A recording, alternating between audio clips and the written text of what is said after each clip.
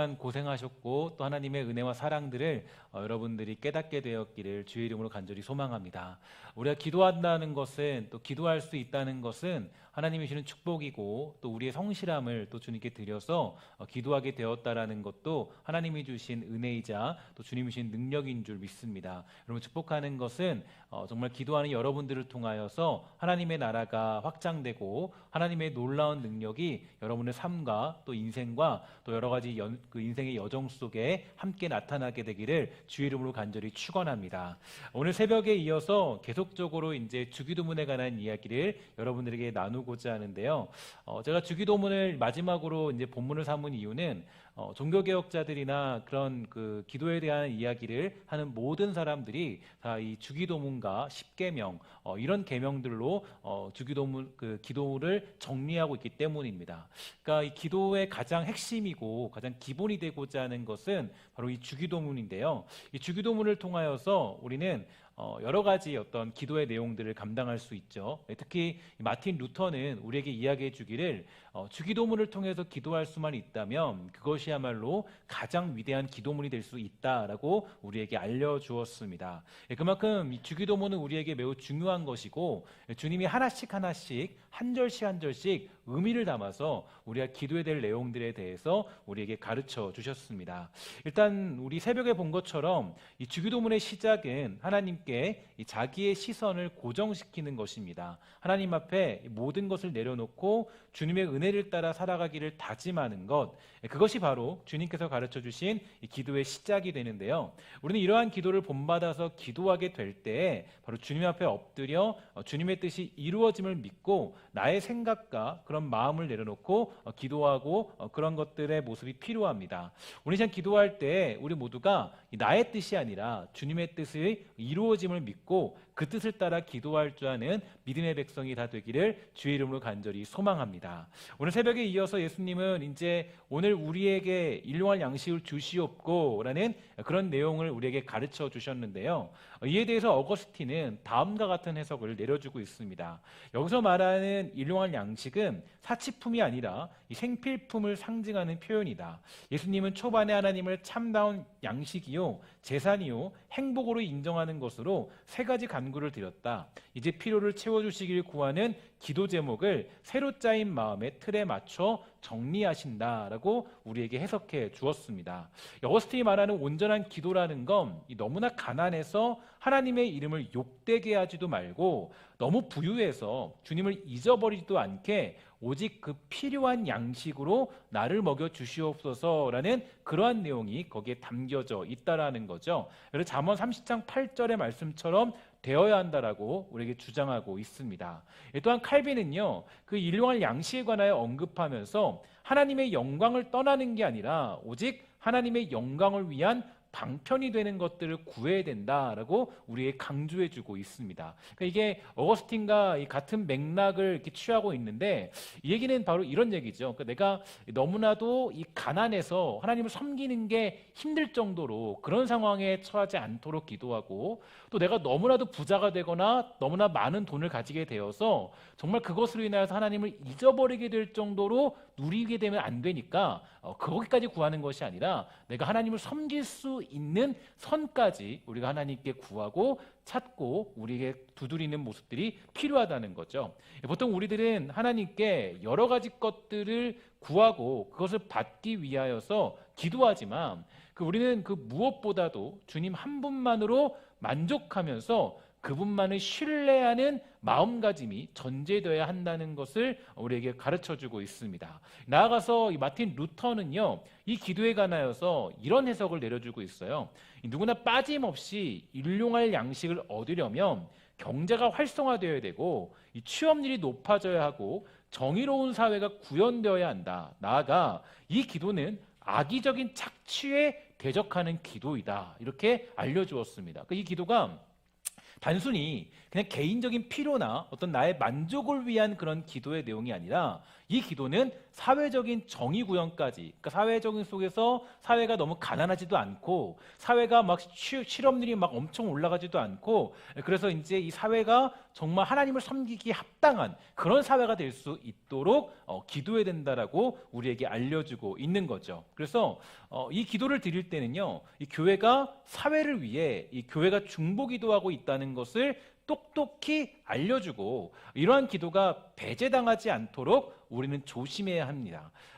이 사회의 문제, 이 땅의 문제, 이 정치와 경제의 문제, 그런 문제들에 대하여서 하나님께서는 저와 여러분들에게 사명을 맡기셨다고 해도 과언이 아니겠죠. 그러니까 우리가 그러한 사명을 따라 이 나라와 민족 그리고 세계를 위해 기도해야 될 책임이 있고 또 사회적인 질서에 대하여서 기도해야 할 이유가 있습니다.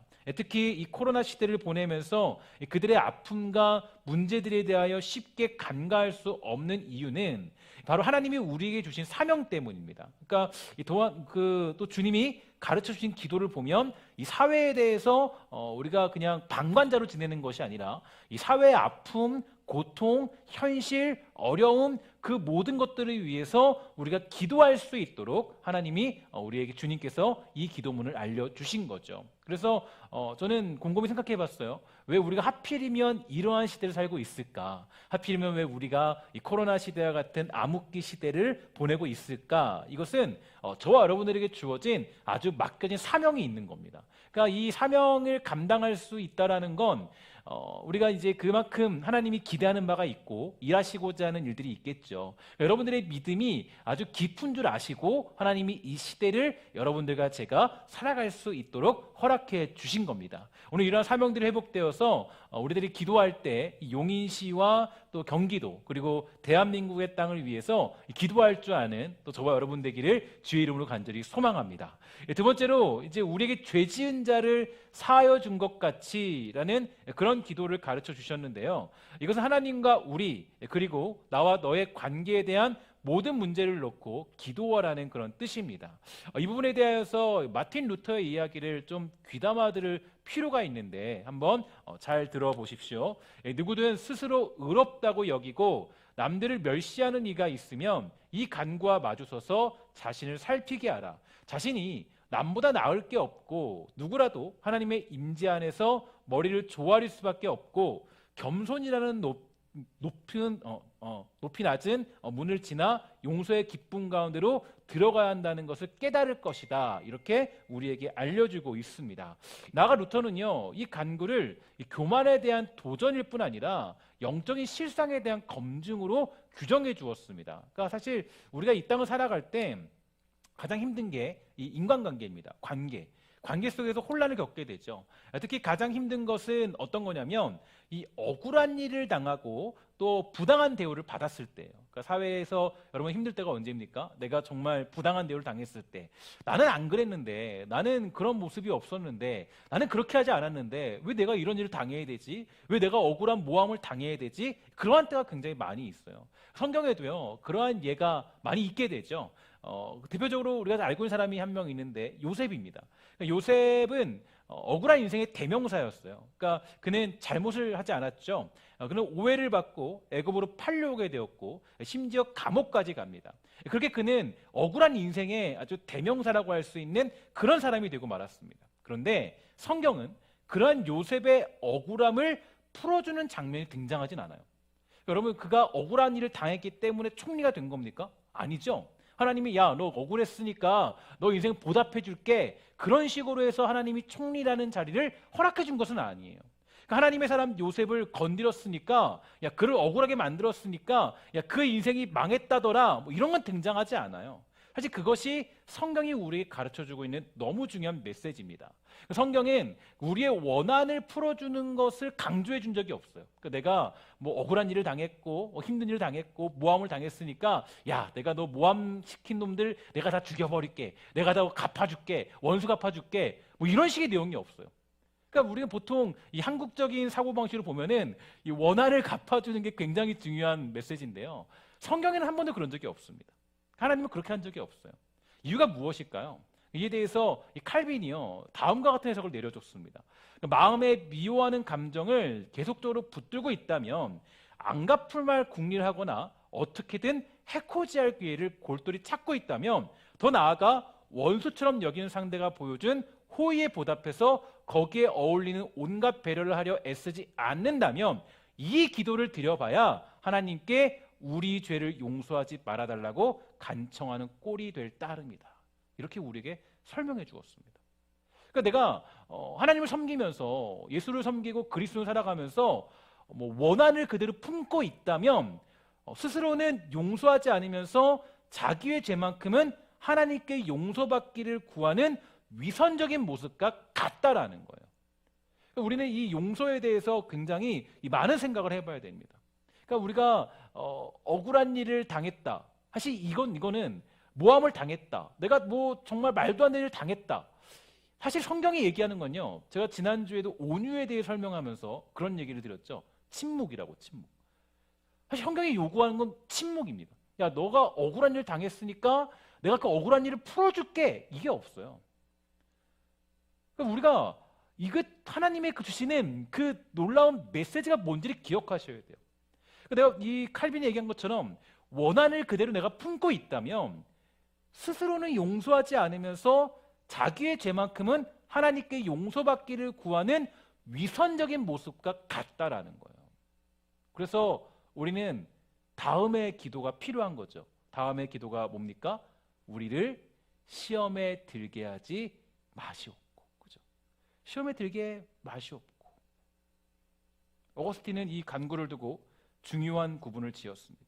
이것은 시험을 받지 말아야 한다는 게 아니라 시험에 끌려 들어가서는 안 된다라는 기도다. 그러니까 우리가 이 원한을 품게 되면은 아까 그 구절과 좀 이어서 얘기하면 원한을 품게 되면 어디로 갑니까? 우리가 시험에 들 수밖에 없어요. 하나님, 도대체 왜 이렇게 우리를 힘들게 만드는 거죠? 그렇게 만드는 거죠. 나는 하나님 잘못한 게 없는데요. 내가 왜 마치 그 요셉처럼 내가 왜 성추행범으로 몰려서 왜 내가 감옥에 가야 됩니까? 제발 그 원한 좀 풀어주세요. 아니 보디발의 그 인생을 망하게 해주시고요. 아니 나는 아무것도 안 했는데요, 주님. 그런 게 없어요. 그러니까 우리는 이 어떤 상황을 지나도 여기서 이 기도로 넘어가야 되는 거예요. 우리를 시험에 들게 하지 마시옵소서. 내가 정말 이 일로 인하여서 내가 당하는 이 고통스러운 상황 때문에 내가 시험에 들지 않도록 해주세요. 그래서 말하는 시험은 여러 가지 것들이 있겠죠. 근데 이 시험은 여러 가지 의미들이 있겠지만 이 팀 켈러 목사님에 따르면요, 죄에 굴복할 가능성이라는 개념을 염두에 둔 표현입니다. 그러니까 내가 하나님 죄에 굴복하지 않도록, 시험에 빠지지 않도록 우리를 도와주시옵소서. 나가 칼빈은 이 시험에 대해서 두 가지 내용을 시사해 주는데요. 먼저는 부, 권력, 명예 따위로 하나님이 필요 없다고 생각하는 죄에 빠지게 몰아가는 유혹이고, 또 한 가지는 수치, 멸시, 고통처럼 절망하게 하고 소망을 완전히 잃어버리고 분노에 차서 하나님에게서 등을 돌리게 만드는 시험을 얘기합니다. 그러니까 이러한 시험, 통틀어서 얘기하면 우리가 죄에 굴복할 수밖에 없는 시험에 주님 빠지지 않도록 저를 도와주시옵소서. 내가 관계 때문에, 문제 때문에, 여러 가지 상황들 때문에, 또 내가 돈 때문에, 아니면 재정 때문에, 아니면 내가 가지는 어떤 부와 권력과 명예와 그 모든 것들 때문에 내가 시험에 빠지지 않도록 주님 나를 도와주시옵소서. 예를 들어서 교회에 와서도 우린 기도해야 돼요. 하나님, 내가 저기 목사님 때문에, 장로님 때문에, 권사님 때문에, 이 성도 때문에 내가 시험에 빠지지 않게 해주세요. 이게 우리가 가져야 될 기도의 제목이에요. 사실 제가 보면 많은 성도들이 시험에 빠졌습니다 라고 하면, 시험에 들었어야 하면은 대부분이 다 이런 문제죠. 그죠? 대부분이 우리가 이런 관계에 빠져 있어요. 여기 때문에 시험에 들어요. 근데 우리는 여기서 간절히 주님께 구해야 될 것이 있습니다. 무엇입니까? 우리를 시험에 들지 말게 하시옵고. 이게 우리의 간구예요. 하나님을 믿을 때 얼마나 시험거리가 많이 있습니까? 그래서 저는 정말 저나 사실 인간이란 존재, 저나 여러분들, 우리 모두는 다 이러한 시험에 빠지게 되는 연약함이 있습니다. 앞에는 저도 마찬가지예요. 저도 이 말씀을 듣고 있는 여러분들도 사실 이런 연약함은 다 가지고 있죠.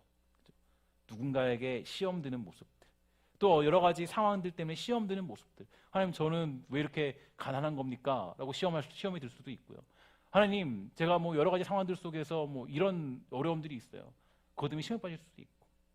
그러니까 인간이라는 존재는 이러한 시험에 빠지게 되는 연약함이 있습니다. 우리 모두 다 그래요. 그러니까 우리는 마땅히 기도해야 될 바를 알지도 못하는 존재이기 때문입니다. 그렇기 때문에 우리는 그 다음 구절이 또한 필요한 거예요.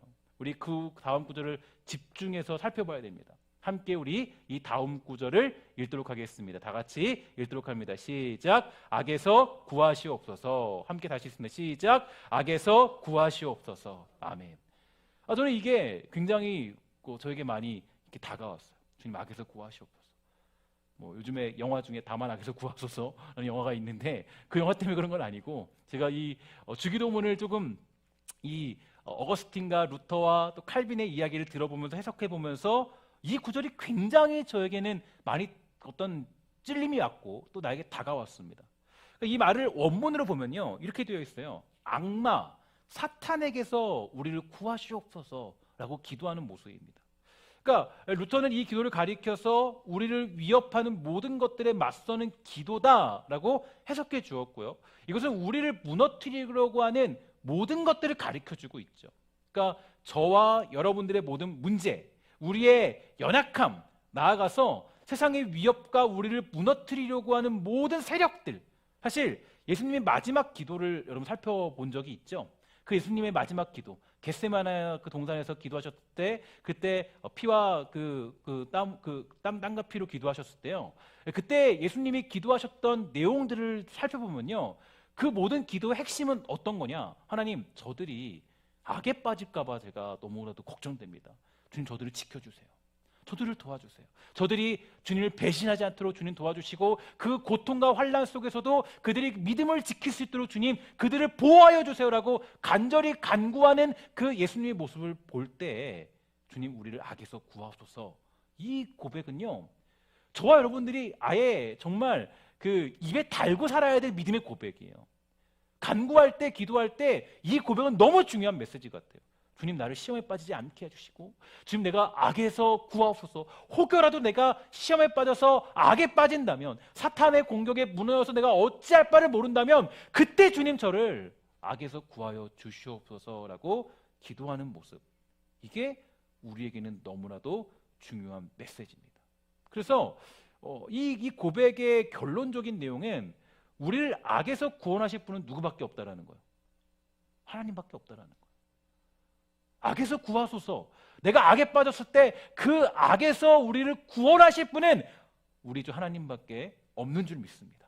이게 우리의 너무 자랑스러운 고백이죠. 우리를 구원할 것은요, 사람이 아니에요. 누군가가 아니에요. 오직 주님뿐입니다. 그래서 여러분, 그 욥기서를 보면 그 사단은 욥을 아주 무자비하게 공격합니다. 그렇죠? 아주 무섭게 공격하죠. 욥은 고통 속에서 어찌할 바를 모르는데, 그러니까 사단이 욥을 무너뜨리기 위해서 별 수단을 다 쓴 거예요. 그러니까 그를 악의 구렁텅 위로, 고통의 그런 구렁텅 위로 그 욥을 몰아넣은 거죠. 근데 그때 누가 한 방 날려요? 아내가 한 방 날리죠. 아내가 뭐라 그럽니까? 아내가 차라리 하나님을 저주하고 죽어버리세요. 차라리. 얼마나 답답하면 한 말이겠냐마는 욥은 정말 정신을 잃을 정도의 한 방을 맞았을 겁니다. 그리고요, 그 절친들이 찾아와요. 절친 찾아오죠. 그들이 뭐라 그래요? 야, 욥 힘내, 잘할 수 있어. 너 이거 이겨내면 돼. 하나님이 상 주실 거야. 이럽니까? 아니에요. 야, 너희들의 죄를, 욥이 그나마 의인인데 욥의 죄들을 다 들춰내요. 너 이렇게 하지 않았냐? 너 이거 문제인지 않냐? 너 하나님 섬길 때 이렇게 하지 않았어? 정죄할 건 정죄할 건, 인간이라는 존재가 그렇잖아요. 여러분, 인간이라는 존재는 파내면 파낼수록 악한 모습뿐입니다. 여러분, 우리가 뭐 잘 아는 건 청문회 같은 거 보세요. 뭐 보면 다 하면 정말 다 악한 모습뿐이에요. 욥도 마찬가지인 거예요. 욥도. 근데 이 절친들이 와서 뭐였냐면 욥의 모든 걸 다 꺼내는 거예요. 야, 너 이거 잘못한 거 있잖아. 너 이렇게 잘못했잖아. 섬길 때 이렇게 하면 안 되는데 너 왜 그랬어? 야, 그러면 네가 벌 받지 마. 이렇게 얘기하는 거예요. 그러니까 욥이 어떻습니까? 욥이 그 얘기를 들었을 때 그래도 절친들이 찾아왔는데, 가장 친한 친구를 찾아왔는데 위로는커녕 카운터펀치를 맞게 되는 겁니다. 여러분, 이게 되게 중요한 게 무엇이냐면, 이 욥을 봤을 때 욥이 그런 절친들의 고통 공격했을 때 그때 그 모습을 저는 뭐라고 느꼈냐면 하나님이 왜 그걸 보여줬느냐, 사단의 공격, 그 공격에서 욥을 구원하실 분은 누구밖에 없는 거예요. 하나님밖에 없는 거예요. 아내도 아니고, 뭐 이렇게 얘기하면 뭐 이상할 수 있지만 아내도 아니고 절친들도 아니에요. 근데 보통 우리가 어떻게 해요? 어떤 어려움이 생기면 하나님을 의지하기보다는 하소연할 데가 없으니까 그 고통들을 어디다가 표현해요? 절친들에게 얘기하고, 그죠? 아내에게 얘기하고, 남편에게 얘기하고, 술로 뭐 풀 수도 있고 여러 가지 것들을 풀어내죠.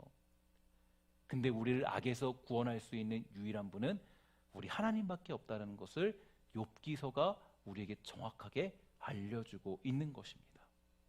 우리를 악에서 구원하시는 이는 오직 하나님인 줄 믿습니다. 하나님만이 우리를 구원하시고 하나님만이 우리를 바른 길로 인도하십니다. 오늘 그 간절한 열망이 우리 모두에게 있게 되기를 주의 이름으로 간절히 축원합니다.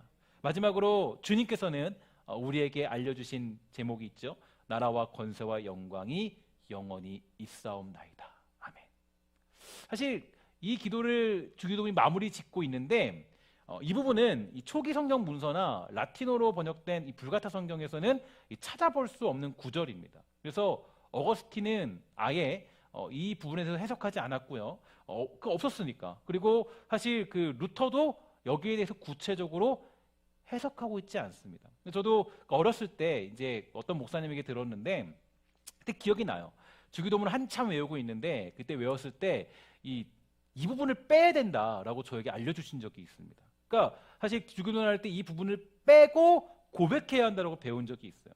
그럼에도 불구하고 왜 우리가 이 구절을 고백해야 될까요? 칼빈이 그 라틴어판에 없는 문절임을 알면서도요, 다음과 같이 말해주었습니다. 여기에 두는 게 지극히 타당하기 때문에 제외시키지 말아야 한다라고 그렇게 믿었습니다. 다시 말해서 이 고백은요, 우리 인간의 현실을, 우리의 고통을, 우리의 아픔과 한계를 그 모든 역경 속에서도 하나님의 나라가 임할 것을 믿는 믿음의 고백이고 승리의 찬양으로 기도가 마무리되어야 하기 때문에 이 고백을 멈출 수 없는 거죠. 이 땅의 그 무엇도 주의 나라와 권세와 영광이 임하는 것을 막을 수 없고 이것만이 참된 진리이고 우리의 능력이라는 사실을 고백하는 당연한 기도이며 찬양이라는 것입니다. 오늘 이러한 고백이 우리에게 회복되어서 믿음의 사람으로 살아가기에 부족함이 없는 승리의 백성이 다 되기를 주의 이름으로 간절히 소망합니다. 결론적으로 오늘 본문은요, 이 다음의 구절로 마무리됩니다. 우리 마지막 구절인데요, 우리 함께 14절 15절 말씀을 함께 읽도록 하겠습니다. 시작. 너희가 사람의 잘못을 용서하면 너희 하늘 아버지께서도 너희 잘못을 용서하시려니와 너희가 사람의 잘못을 용서하지 아니하면 너희 아버지께서도 너희 잘못을 용서하지 아니하시리라. 아멘. 제가 이제 그 주기도문을 정리하면서 고민이 들었습니다. 어떤 고민이 들었느냐? 왜 주기도문 이후에 이 내용이 삽입되었을까? 여러분, 주기도문으로 마무리 지으면 되잖아요. 근데 6장이 이게 중간 부분에서 보통 이게 원래는 13절로 끝나면 이해가 가는데 이 6장 15절로 한 문단이 끝나봅니다. 그리고 새로운 문단으로 넘어가게 돼요. 그러니까 여기에는 이게 6장 14절과 15절이 이 주기도문과 매우 큰 연관이 있다는 것을 시사해주고 있죠. 그러니까 주기도문에는 이 14절과 15절이 밑바탕이 되고 전제적인 조건이 되어야 주기도문이 정말로 진짜 기도문이 된다는 거예요. 고민을 해봤어요. 이게 왜 그러냐? 그러니까 주기도문은 일단 성격 자체가 이겁니다. 하늘에 계신 뭐예요? 하늘에 계신 우리 아버지예요. 나의 아버지가 아니에요. 하늘에 계신 우리 아버지라고 고백하고요. 나의 필요가 아니라 우리의 필요를 구하고 있어요. 우리의 필요를.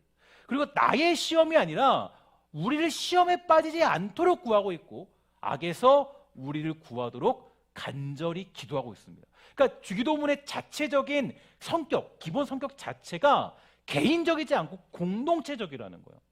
그러니까 이 주기도문, 기도문의 주님이 가르쳐준 기도문의 가장 핵심적인 내용은 여기에 있는 거죠. 그러니까 공동체가 없이, 이웃이 없이 나 혼자 하는 기도가 아니라 이 주님이 가르쳐준 기도의 기본적인 조건과 전제적인 그런 상황들은 우리, 나, 우리, 그러니까 나와 너, 그리고 우리, 그 다음에 이웃, 이 관계가 있어야만, 공동체가 있어야만 이 기도가 진짜의 능력을 발휘할 수 있다라는 거예요. 그래서 여러분, 기도라는 건 어떤 거냐면 개인적인 욕망이나 야망을 채우기 위한 것이나 나의 필요를 채우는 것이 아니라 우리와 공동체, 세계, 민족과 열방을 품는 것임을 우리에게 알려주고 있는 겁니다. 그래서 이 팀켈러 목사님은 주기도문을 해석하면서 이런 말을 덧붙여 주셨어요. 그러므로 기도는 오롯이 개인적인 일이 아니다. 함께 모여서 예배든 비공식적인 자리든 힘 닿는 데까지 다른 이들과 더불어 기도하는 게 바람직하다. 어째서 그런가? 하나님이 시작하신 대화를 이어가는데 기도의 본질이 있고 하나님을 더 잘 아는 게 그 목적이라면 공동체 안에서 여럿이 어울려 간구하는 형태가 가장 효과적일 수밖에 없다. 여러분 잘 보셔야 돼요. 너무 중요한 메시지입니다. 우리의 기도가 응답받을 수 있는 가장 중요한 조건은 바로 우리라는 조건이에요. 주님의 기도가 정말 확실한 그런 능력이 있다는 것을 우리가 경험하기 위해서 가장 중요한 전제적인 조건은 우리라는 것이 성립될 때입니다. 공동체가 있을 때예요. 나 혼자 그냥 내가 가진 어떤 고민과 그런 어떤 괴로움들 뭐 이런 것들을 위해 기도할 때 하나님이 우리의 마음을 만져주기도 하시지만 진짜 우리가 기도의 능력을 경험하기 위해서는 바로 우리에게 뭐가 필요한 거예요? 전제적인 조건 가운데 우리라는 모습들이 필요한 거예요. 그래서 기도할 때 여러분 각자 개인적으로 기도할 수 있잖아요. 아, 저는 기도하는데요. 혼자 기도해요. 그럴 수 있죠. 사실 기도의 가장 큰 능력은 거기 있지 않냐고 어디 있어요. 그거는 내가 혼자 개인적으로 기도하는 건 하나님과 나와의 개인적인 관계를 의미해요. 하지만 기도의 능력을 체험하고 그 기도의 능력이 기도의 하나님의 뜻이 이루어지는 가장 중요한 전제적인 조건은 어디 있느냐? 바로 우리라는 공동체에 속해 있을 때예요.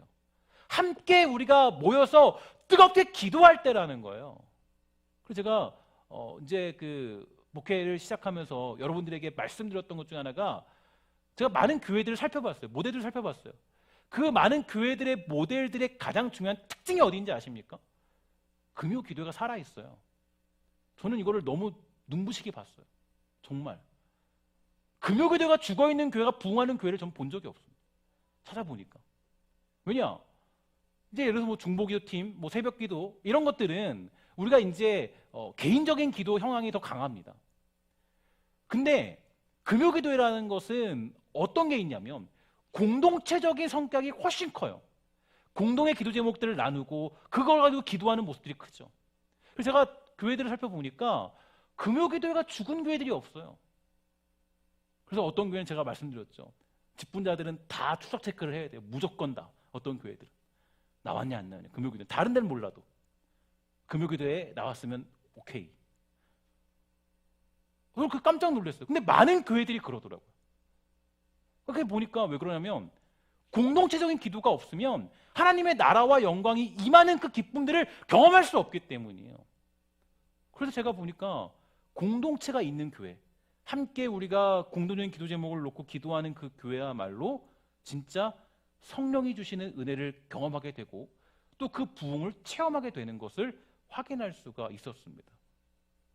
그래서 이 공동체를 이루면서 교우 관계를 확인하면서 우리가 한 공동체를 확인할 수 있는 기도의 시간이 되기 때문에 사실 많은 사람들이, 많은 교회가 이때 시간을 내어서 기도하는 그런 모습들을 볼 수 있죠. 그러면 제가 이제 경험하지 못했던 거지만 여러분들은 경험했을 것 같아요. 한국 교회 전성기는 언제였습니까? 전성기는 언제였어요? 80년대 그죠? 70년대 후반부터 했을 때 80년대, 90년대 그때 여러분 제가 이제 들은 얘기라서 저는 어렸을 때라서 저는 잘 몰라요. 교회들의 가장 큰 기도의 순간이 언제였습니까? 사실 금요 기도회라는 말이 아니라 뭡니까? 철야죠, 철야. 혼자 철야한 게 아니죠. 함께 모여서 철야 기도했죠. 그게 사실 한국교회 부흥의 가장 큰 원인이에요. 가장 보면은 성령님이 임했을 때, 성령님이 임했다. 여러분 잘 보세요. 성령의 처음 우리가 오순절 성령 강림 사건 보면은 혼자 기도한 게 아니죠. 함께 120명이 모여서 기도하는 모습. 그게 뭐예요? 그게 하나님의 능력을 체험하는 가장 중요한 도구기 때문이에요. 교회가 살아있느냐, 교회가 죽어있느냐, 교회가 소망이 있느냐, 그걸 보면 뭘 볼 수 있냐면 사실은 함께 모여 기도하는 자리가 있느냐예요. 예배는 사실 좀 딱딱하고 경직되어 있죠. 기도라는데 기도의 시간은 어떤 거예요? 기도의 시간은 함께 우리가 공동의 제목을 놓고 기도할 수 있는 그런 아주 중요한 자리가 되기 때문에 이 기도의 시간이 굉장히 중요한 겁니다. 제가 물론 여러분들에게 새벽 기도에도 굉장히 중요합니다. 새벽 기도에는 왜 중요하냐? 이거는 좀 성격이 달라요. 새벽 기도에는 개인적인 경건의 시간이에요. 내가 하나님과 관계를 올바르게 하는 것. 개인적인 경건의 시간. 그러나 금요 기도 같은 이 공동체의 기도 시간은 하나님과 우리와 교회와 하나님, 바로 이것의 관계가 여기에 담겨져 있는 거예요. 그래서 우리의 비전을 하나로 맞추고 조절하고 우리의 생각을 하나로 모이게 하는 하나됨을 경험하는 시간이 바로 이 금요 기도의 시간이라고 보면 되는 겁니다. 제가 마지막으로 정리하면서 주기도문을 이렇게 말씀드렸잖아요. 주기도문은 결국 무엇을 고백하게 하느냐? 우리들이 하나 된다는 것을 고백하게 만드는 겁니다. 저와 여러분이 또 하나님과 우리가 연합되어 하나 됨을 고백. 그래서 주님께서 그 마지막 기도하실 때 그러잖아요. 주님, 제가 간절히 기도하는 게 있습니다. 어떤 기도입니까? 그 기도는 뭐냐면, 하나님, 저들이요, 하나님과 내가 하나 된 것을 아는 그 기쁨처럼 저들이 우리와 나와 우리와 함께 되는 하나됨을 기쁨을 누리게 해주세요. 주님, 제발 그게 제 마지막 기도예요. 그렇게 기도하세요. 예수님이 한평생 그 공생의 기도 사시면서 주님이 가장 원했던 것은 뭐냐면 하나 되는 기쁨을 누리게 하시는 거예요. 저와 여러분들, 우리 교회가 하나 되는 기쁨을 누리게 하는 것. 이게 주님이 가지고 우리 선포해 주시는 공생의 사역의 가장 중요한 핵심적인 내용이었어요. 그러니까 예수님이 마지막 기도할 때 그렇게 기도하셨겠죠. 그죠? 다른 제목이 아니라 주님, 저들의 건강을 지켜주세요. 아니에요. 주님, 저들이 정말 뭐 떵떵거리고 살도록, 아니에요. 주님이 말씀하신 건 이거예요. 주님, 저와 우리 하나님과 저와 그 하나님을 아는 것처럼 저들도 하나 되어서 그 하나 되는 기쁨을 제발 알게 해주세요. 이게 제가 마지막으로 기도하는 주님 내용입니다. 우리는 이런 사실들을 봤을 때 함께 기도하는 이 시간이야말로 우리에게는 너무나도 중요하고 아름답고 회복해야 될 그런 시간입니다. 여러분, 그래서 오늘 금요일에 나오신 분들은 그 이제 앞으로 신앙생활 하실 때 오늘 안 나오신 분들을 확인해 보세요. 그리고 얘기하셔야 돼요. 다음 주부터 함께 우리 기도합시다. 함께 하나됨을 이뤄요. 정죄하라는 게 아니에요. 왜 안 나왔어? 그러면 안 되시죠. 그죠? 뭐라 그러세요? 함께 우리 하나됨을 이룹시다. 함께 우리 함께 기도해요. 함께 교회의 부흥을 위해서, 하나님 나라를 위해서, 그 영광이 선포되기 위해서 기도합시다. 이게 우리가 가져야 될 가장 중요한 소망이라는 거예요. 오늘 시간 우리가 기도할 때, 찬양할 때 그 영광의 길에 저와 여러분들이 함께 서게 되기를 주의 이름으로 간절히 소망합니다. 서로 저는 교회를 이제 교도 나름대로 교회 생활이 한 40년 되죠. 40년 되는데 41년 된 목태신앙이니까. 근데 여러분, 그 교회의 가장 큰 아픔과 뼈저린 괴로움은 뭡니까? 뭔 것 같아요? 서로 생각이 달라요. 그죠? 다 생각이 달라요. 여러분, 교회를 뭐 이끌어 갈 때, 아니 교회가 존재할 때 가장 큰 문제는 거기 있어요. 생각이 달라요. 이 사람은 이렇게 했으면 더 교회가 좋을 것 같고, 이 사람은 이렇게 했으면 더 교회가 좋을 것 같고, 우리 교회는 교제가 더 필요해요. 우리는 말씀이 더 필요해요. 우리는 기도가 더 필요해요. 우리는 어떤 다른 게 더 필요해요. 뭐 이런 거 더 없나요? 그게 우리 다 의견이에요. 다 달라요. 같은 사람은 거의 찾아볼 수가 없어요. 그런데 딱 우리가 하나 되는 한 가지 중요한 시간이 있어요. 뭔지 아십니까? 하나님을 찬양하는 거예요. 하나님께 함께 공동 제목으로 기도하는 거예요. 이때 우리가 하나됨을 경험하는 거예요. 이때.